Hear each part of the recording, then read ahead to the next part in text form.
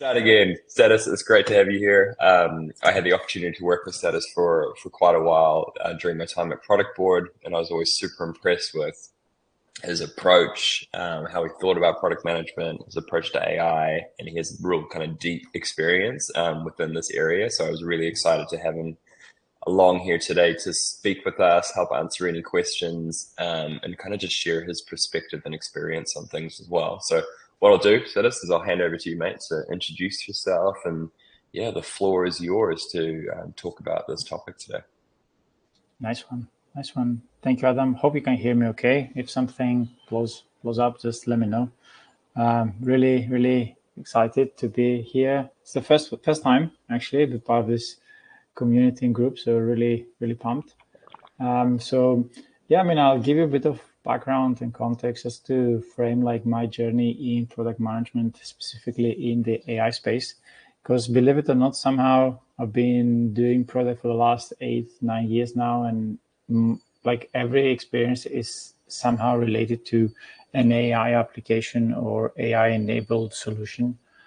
It wasn't intentional, but as everyone's journey in product is different. I mean, for me, it started when I was doing my PhD a long time ago here in London. So for me, PhD time was actually fun. It wasn't really just research. I just took it as an opportunity to explore what I would like to do next. I was transitioning out from more engineering consultancy kind of early career, and I thought it would be great to explore other venues, what I like and enjoy doing. And everything happened very serendipitous. I think, as most of us in product, like we were working on my research project, which was based in the computer science department here at UCL. It was intersection between optimization theory, more applied mathematics, which is kind of a field of AI and decision theory. And basically, we were very lucky to get funding from Innovate UK, which is UK's innovation agency, and get a grant to commercialize my research. And basically, that was the starting point for me to start thinking how basically we had a very deep tech kind of project, how this can be translated into something that can be productionized and people can actually start using it, how it can address specific problems instead of looking purely like the technical aspects of the solution. And this opened up a whole new world for me. It's like talking from engineering point of view, writing code, to actually start talking with users and customers and how they perceive the value of what we're building. It was a game changer. And I did this for 2 years. We built various versions of the product. Ultimately, after I finished my PhD, I sold my share. I exited the company, and basically I started looking at, okay, I've got some fundamental understanding of what I'd like to do. So let's learn a bit more about what good product management principles are from others that have done this for a lot longer than me. And I spent the rest of my career basically working in B2B applications that had this AI element. So interestingly enough, at the time, AI was very early stage. So we're talking about 8-10 years ago. People, when talking about AI applications, they were mainly focused on like ML, traditional ML solutions, like predictions or some kind of very basic solutions that are that had this ML component into it. The journey today, which is basically day and night in terms of the actual technology, I would say it's been the biggest kind of change that I've observed over the years. The fact that people are a lot more aware about technology, especially talking about NLP and large language models. I think the journey has been completely crazy. Back in 2020, 2021, 2022, I was actually experimenting with my second startup, and we're doing more what we call speech to text. It was more like a early stage of NLP kind of applications. And we're talking about the concept of writing, describing what you want to do and converting that into a video. And we're saying, oh, with my co-founder, this can be like a far-fetched kind of idea. It won't happen for another 10, 15 years. And then 3 years later, we see that this is actually becoming a reality. And it's like fascinating time to be around from like a product perspective to have this technology available. I think the biggest kind of question that always comes in mind when you join a team and there is this kind of vague brief about, oh yeah, we want to use kind of AI technology. I typically start asking question why you want to use AI, because I think it's not really a natural thing to start something by saying, oh, I want to do something with AI. AI is just another technology that should be used in conjunction with what actually you are trying to address as a PM. And I think I've seen this in the past. I was doing a gig at Shell back in the day. There were very specific reasons why we had to use machine learning for the solution. There was not really an actual way to address the problem in a manual way. It was very time consuming. You would require to spend a lot of time actually analyzing and processing data. And honestly, no one had the capacity to invest into this process to do this at scale. Say if you want to serve a lot of customers at the same time. So there were really good reasons why basically we start looking at a technology that would help us address those specific problems.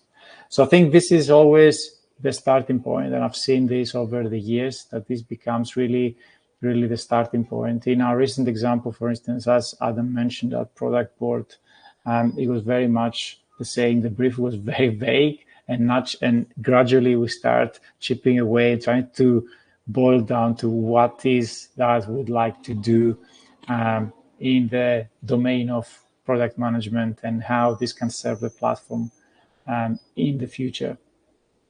On the flip side, I would say over the years, the biggest change I've observed is the fact that users these days tend to be a lot more aware of what are the capabilities, what are the limits, what are potentially the limitations of these technologies versus 8-10 years ago, where people didn't even know what could be possible.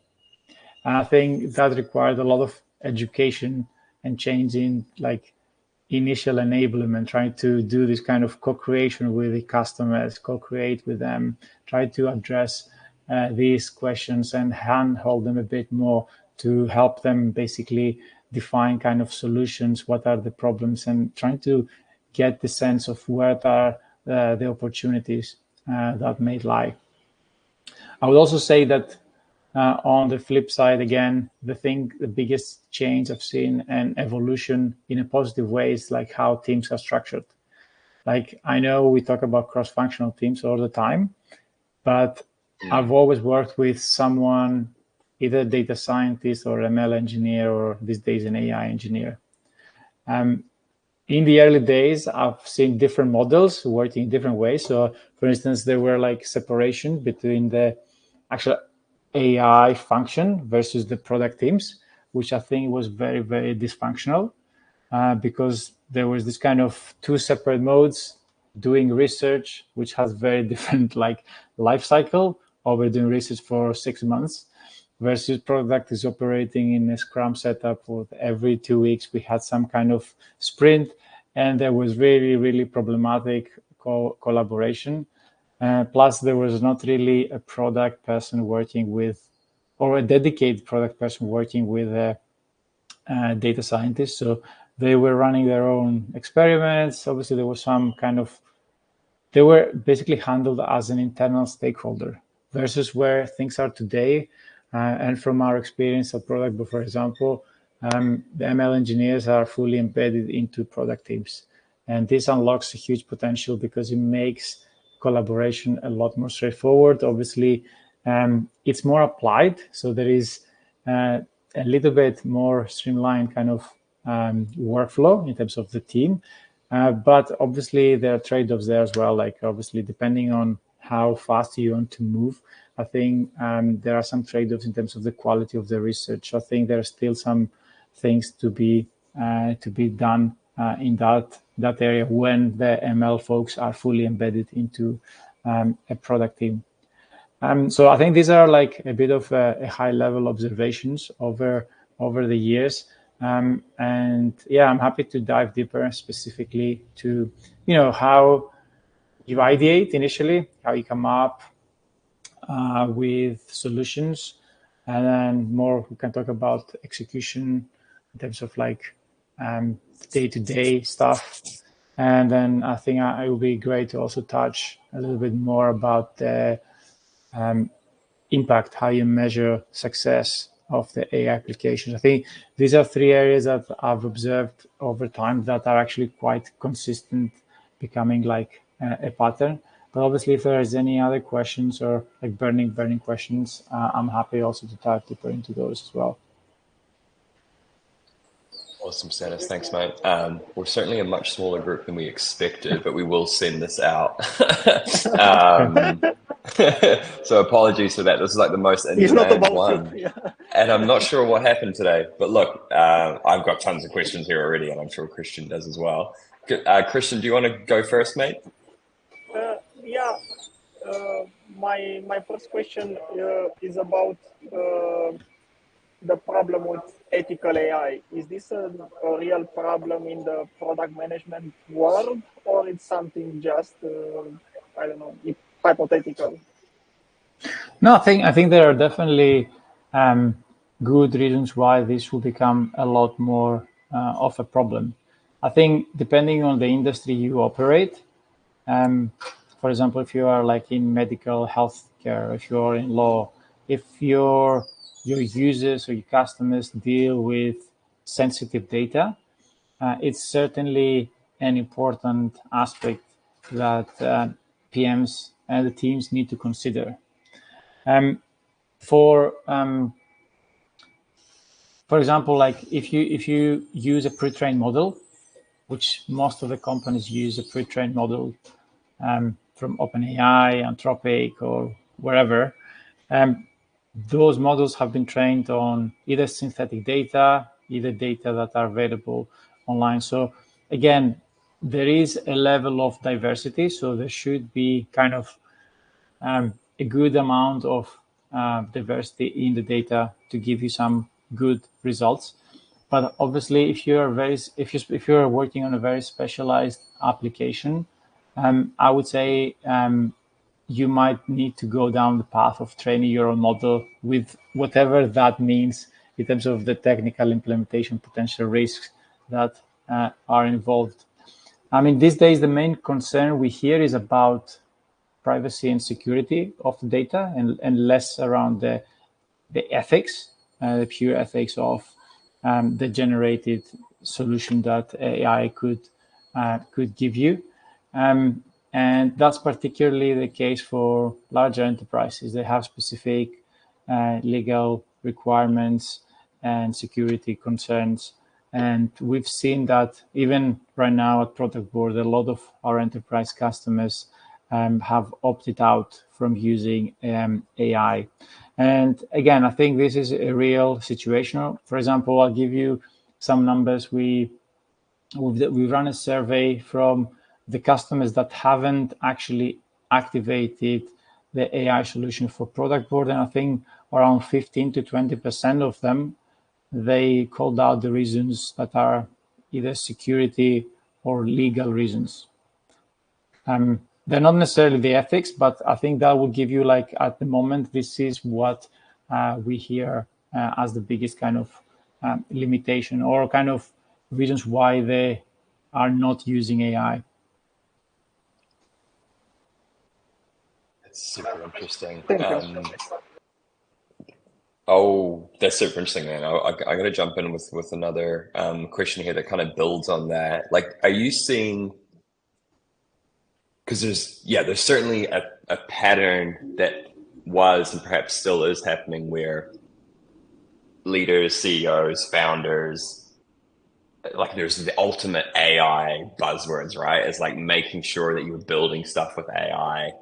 I think my first question is, why are leaders jumping straight into wanting to just use AI very vaguely in terms of how they improve their products? Like, where do you think that pressure is coming from? And then I think the second part to that is, in light of some of those observations that you mentioned in terms of customers perhaps not adopting it as much because of privacy or security issues, are you starting to see that changing a little bit in terms of companies jumping straight into wanting to use it a little bit?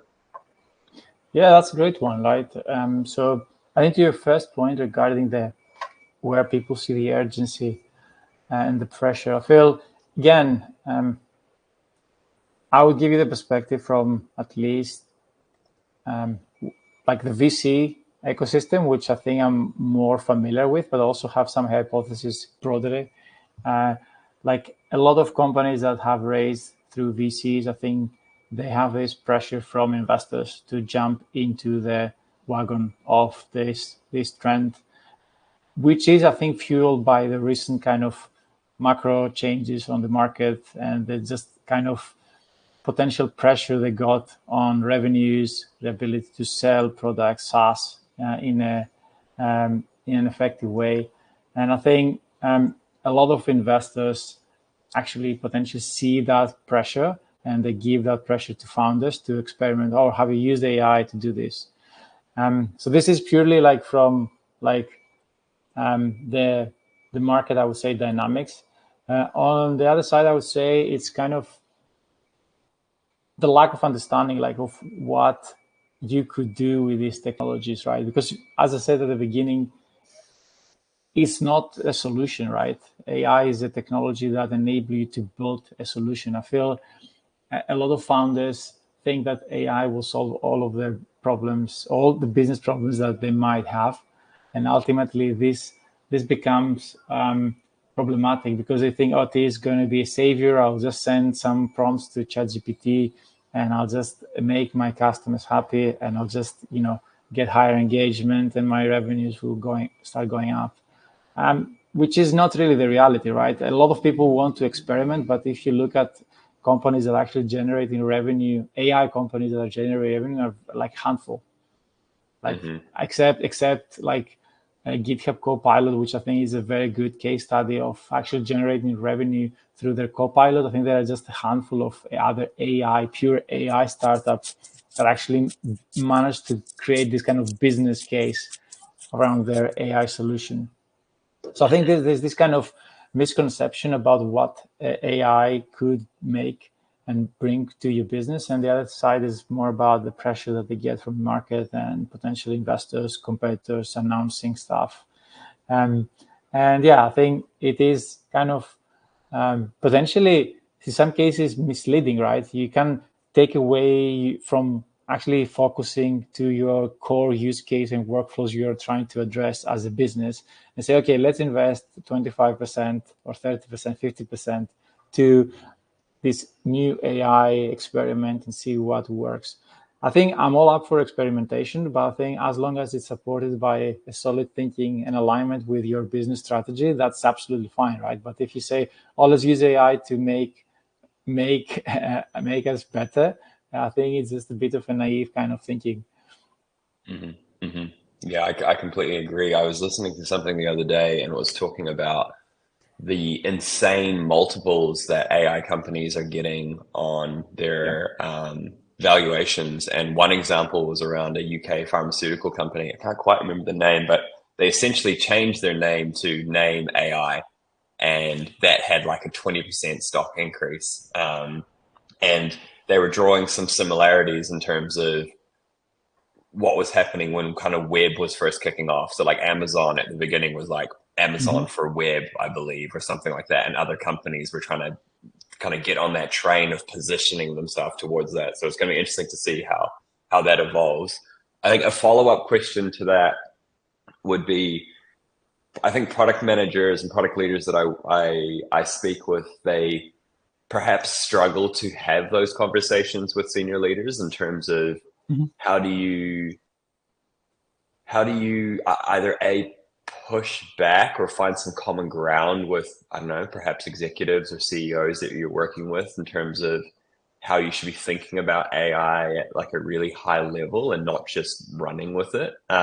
What would be your approach in terms of, or I guess in your experience, how you've worked with leaders to, I guess, find some common ground in terms of how you should be thinking about it and the level of investment that you should be making? Yeah, I think this is a great one. I think it's a very applicable to kind of pretty much every role I had. And in all honesty, I think the way I treat it is as another prioritization exercise, right? So in most cases, there are specific either use cases that you are trying to address or jobs to be done or whatever is the framework that you are using as a business to help define like, okay, what are the main areas we would like to focus on. If there are, 3, 4, 5 of them, you do this exercise and try to identify opportunities that, okay, does it even make sense for us to have this kind of AI initiative as part of this specific use case to understand whether there is any potential value we can unlock? Or say, for example, there could be some use cases that as a business we couldn't address for another year, 2 years because of the way that the current kind of architecture or current data that we have works. For example, at Productboard, we were talking around the insights and ability to understand insights and nodes at scale for 5 years, right? There was not really the right technology to help us do this properly. Mm-hmm. And it's a matter of timing, right? So now the technology is available, and this is why it's so natural for us to look at this technology as a potential, unlock this kind of value in this part of the product.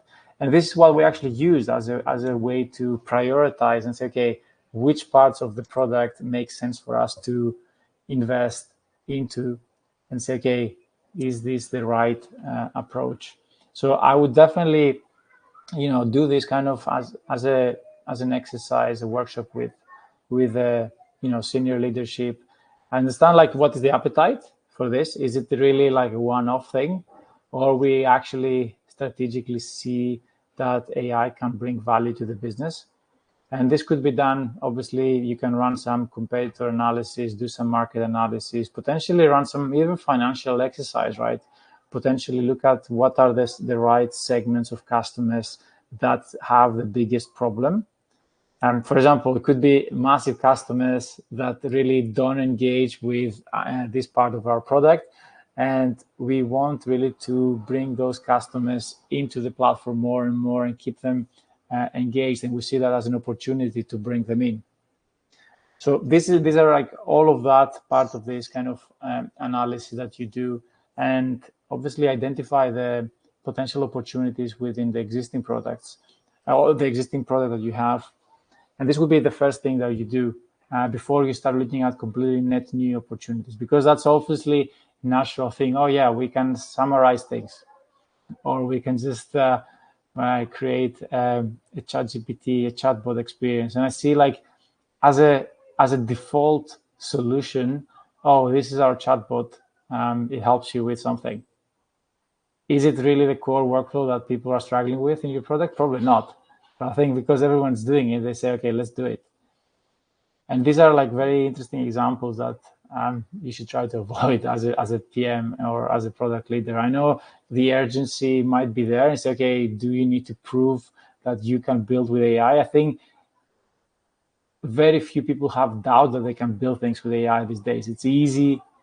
And I think you can deploy AI solutions in production relatively straightforward way. And I think the biggest question is like, would this actually bring value? Like, do you really think that this is going to help your users with what they're struggling with most in your product?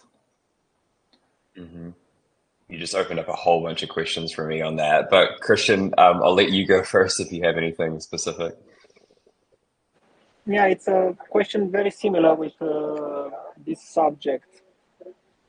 How do you see an AI first company? Let's say a tool that generates ACO articles based on ChatGPT. I see it very unsecure to use a third-party solution as ChatGPT as a main core feature for your product. How do you see these things, and how I don't know, how do you approach a business like this in terms of AI solutions? Yeah, I think this is a great one, right? Like, as I said, my second startup, we're debating with my co-founder, do we use the term AI on the URL? Because we were really thinking of going down the path of building our own AI. And, in 2020, this was very, very hard to do. The investment that you need to build an AI company, it is very, very high. So we ended up using the term IO, which was a bit more safe because we were not really building an AI company in the end, right?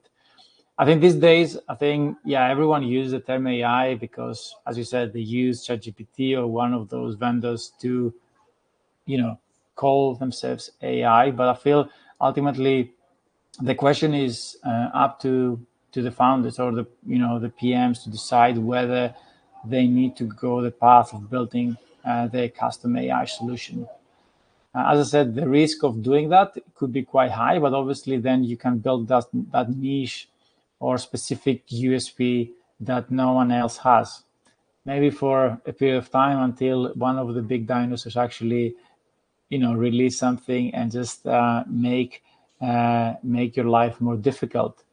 But ultimately, I would start with the core problem that you are trying to address with AI. And if you think that the current solutions are not good enough, then I would generally look at the opportunity in building something that is custom for that specific use case.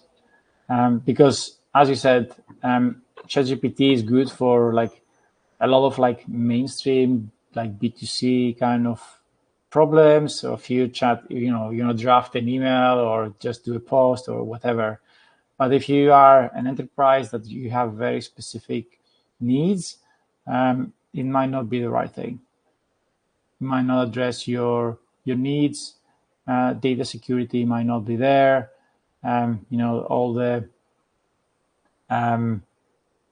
tokens or how it scales, it might not be available. So there could be some like more on the infrastructure element, or it could be on the end user kind of solution, like what is actually the AI, the model itself could do.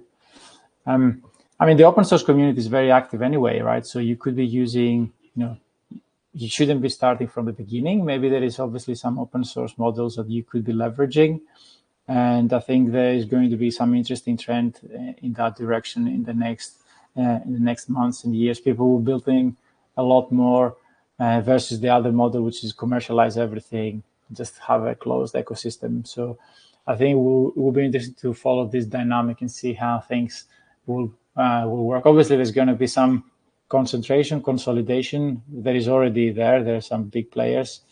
But ultimately, if you want to build something bespoke for a specific customer or a customer segment in the market, I would definitely look at the pros and cons of this. And I would do it as quickly as possible, early days, because it is an important decision that you have to make.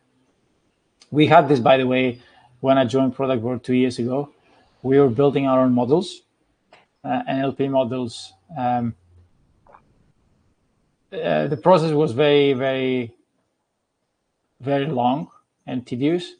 And where we are today, I would say it was actually a lot more expensive to build.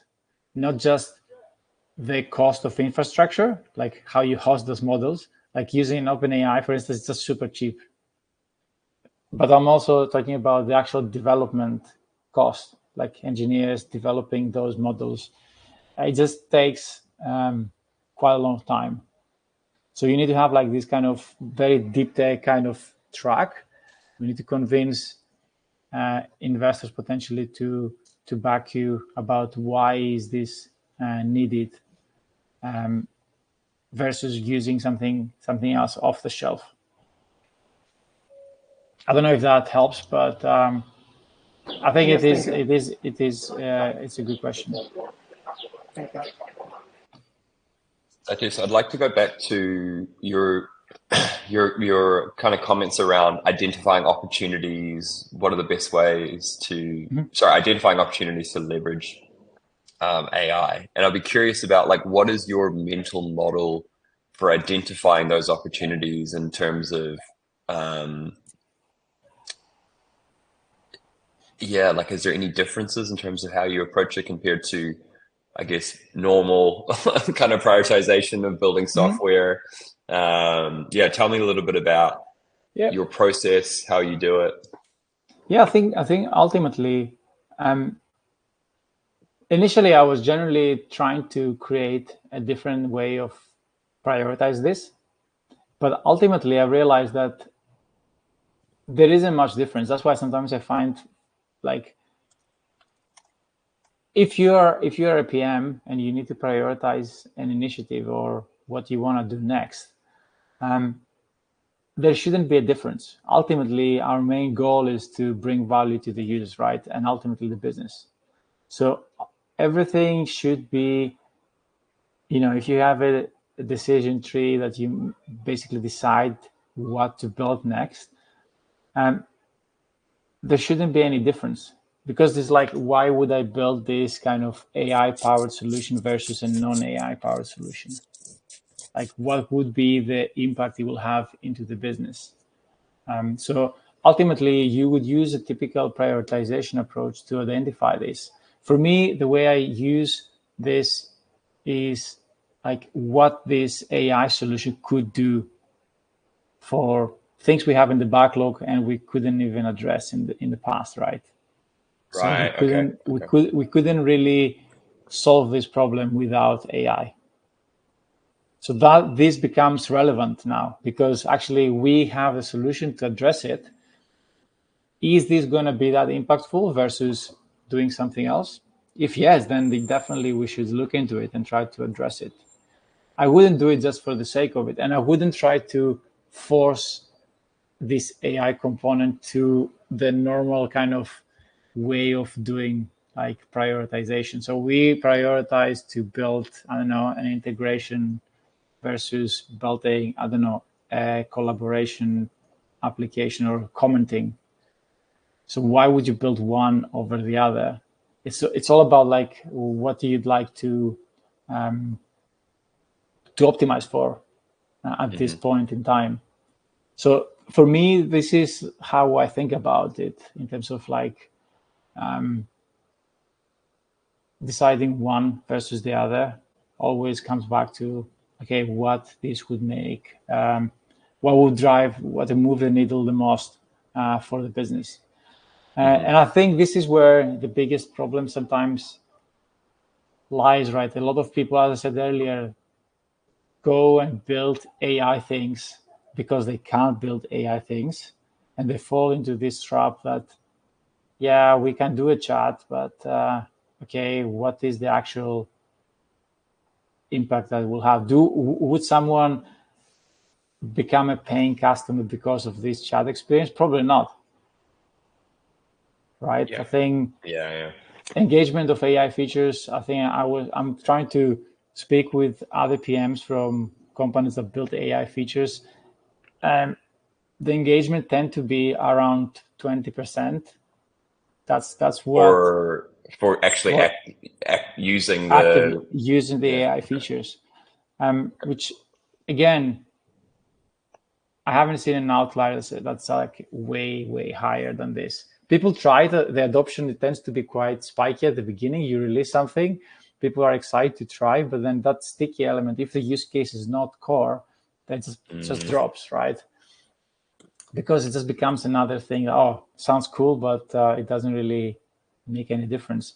And for the business, then, people ask like, oh, why would not pay for it?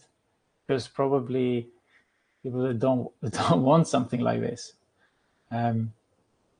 I think that's ultimately what should drive most of this conversation. I know, like PMs, including myself, like we're sometimes forced by leadership to say, okay, you should build this, because it's also about how people operate, in a specific company, right? Is it like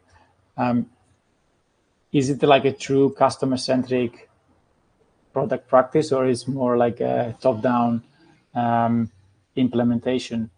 I think a lot of the AI features that are released probably are not as impactful as people expect. Yeah, I would imagine. I would imagine there's probably some stepping stones there. Like if I think about a B2B SaaS environment, it's the how do we that effort versus value on the first couple use cases and applications that we use versus those core workflows. And I would imagine it's going to take some time for technology to catch up to be able to replicate some of those core workflows. And then also just the reality of the cost of wanting to, I guess, re-implement or optimize solutions based on these core workflows, and that trade-off in terms of, do we do that, or do we try and get something out to market quite quickly that we can learn, have a little bit of a buzz about?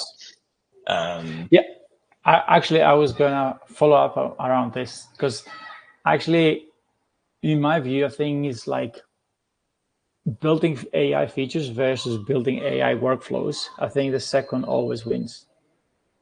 Like if you build one feature at a time with no really plan of how this, where is the starting point, what is the end point for your journey for the users, it becomes like, so what?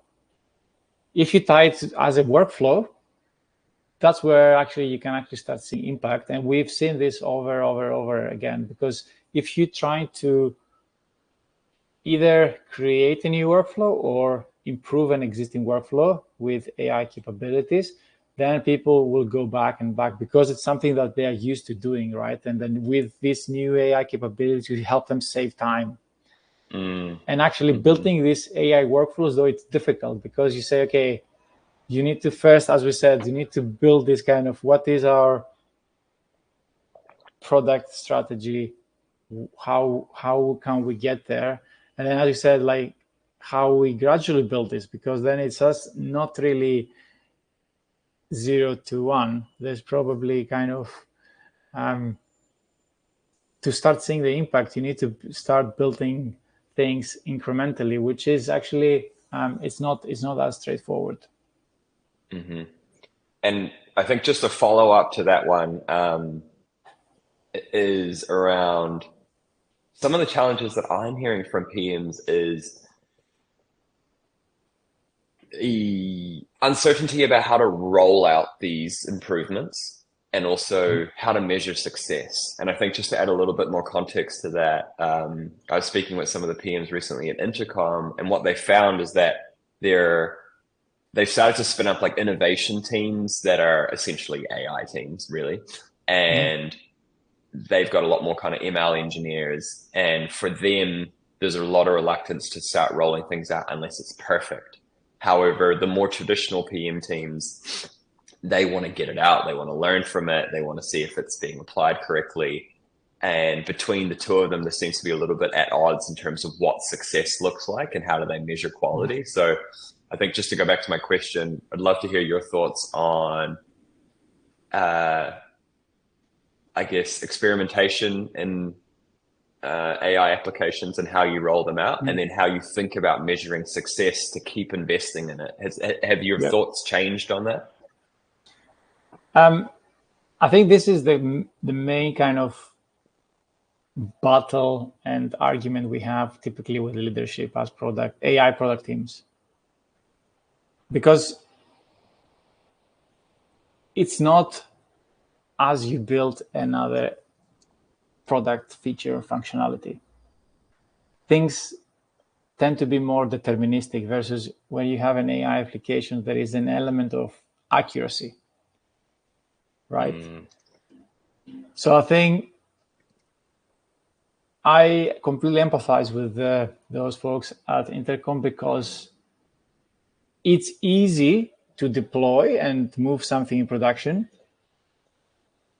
How good this would be, it's a separate conversation, because it's very easy to lose trust from users if the solution isn't good enough. And I think most PMs should care about this in the end, because it's over and over again the same. Leadership wants to push the AI features out and completely, do the big bang announcement, blah, blah, blah. People are excited. Then they try it. Then people are just losing like this excitement because it potentially or most likely underperforms their expectations. And then the team goes back into, oh yeah, let's improve the quality with something that should have been addressed in the early phases. So it's an important consideration, like the accuracy of the solution should be part of the initial briefing, like what are we rolling out. The analytics and tracking, it's okay, right? I'm talking about the actual accuracy. It could be anything, right? It could be recall, it could be precision, it could be whatever metric you decide with your team to make for that specific AI functionality, as long as you have a specific baseline or benchmark of how good this you want to be.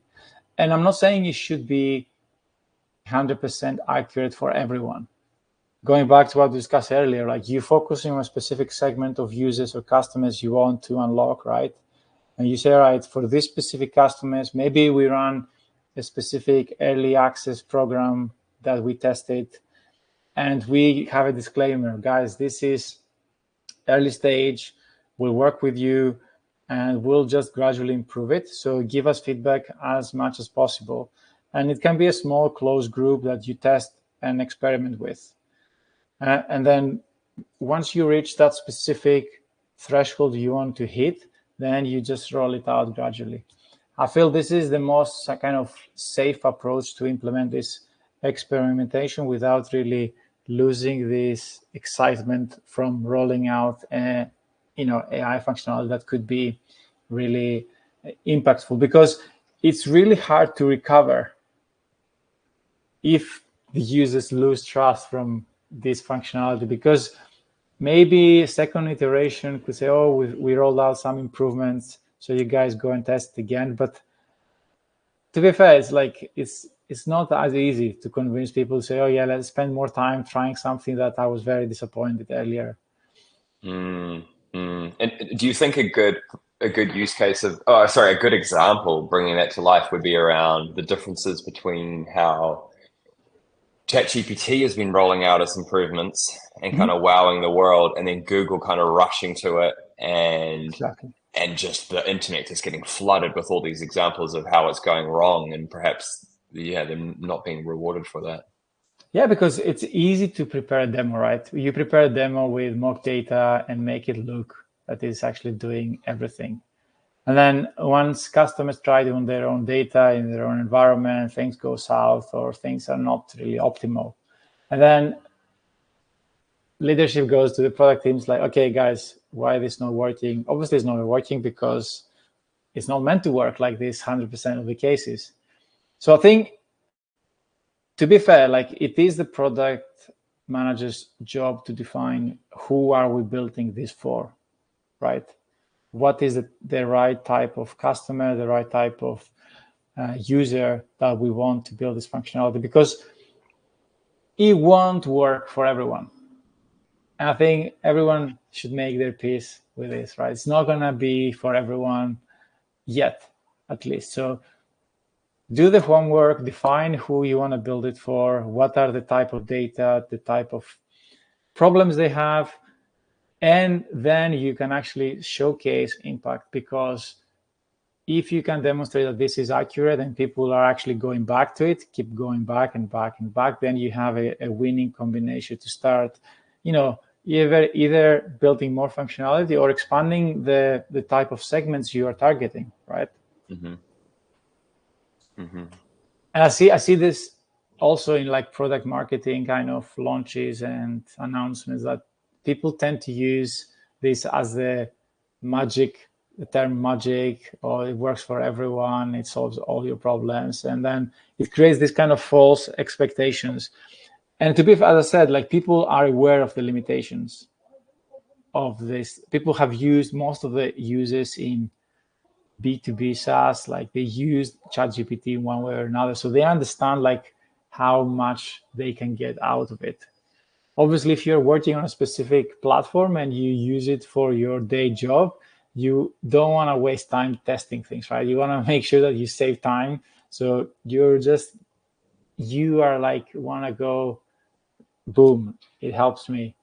It makes my life easier versus, oh, it works like, I don't know, 50% of the time. Mm-hmm. Yeah, I think the whole marketing piece and how you think about it in language and value props, a whole separate, interesting conversation. I did have one or two more, but Christian, were there any kind of thoughts from your side based on those? No, no. Okay. So we've only got a couple of minutes left, Stathis, but I'd love two questions. First of all, what are some of the most kind of exciting applications that you're seeing in AI, especially because you're so kind of plugged into the startup ecosystem? And then I think a follow-up to that would be, what would be some of the main resources you would recommend folks to read up on, research, if you did have any? Yeah, I mean, application-wise, I think, again, for me, I would say there are two types of categories. I would say the one that I'm more excited about personally is the productivity improvements, like things that they can help you save time as a PM, but also on daily tasks that you might have as a user. Could be, again, the writing use cases are very common because everyone uses them. I think you can apply them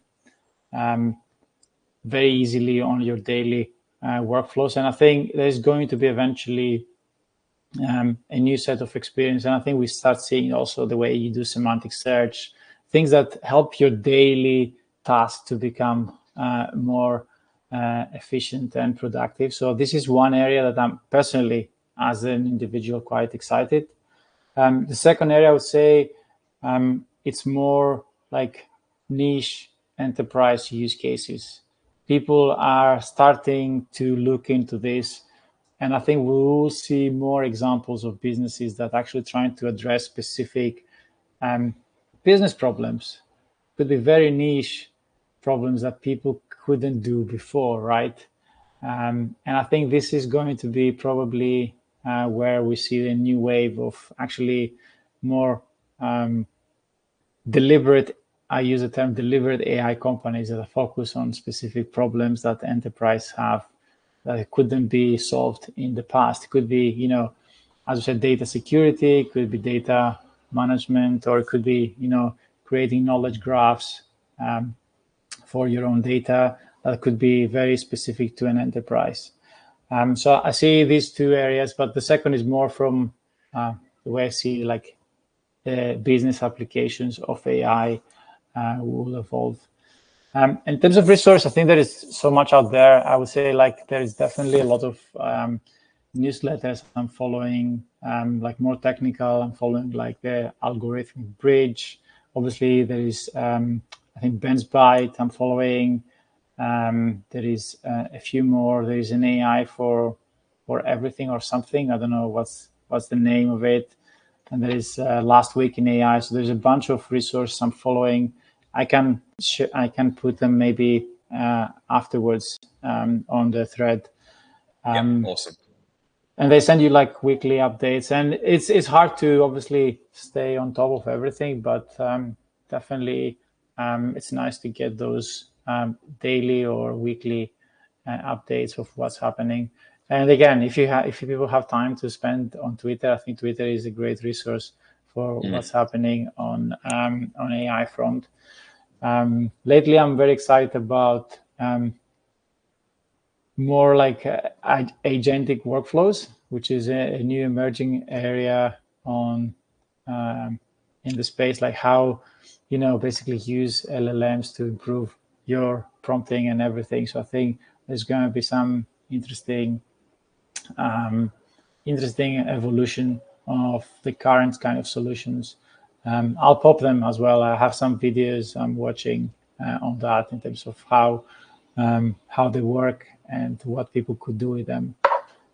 So yeah, this is what I'm excited currently about. Awesome.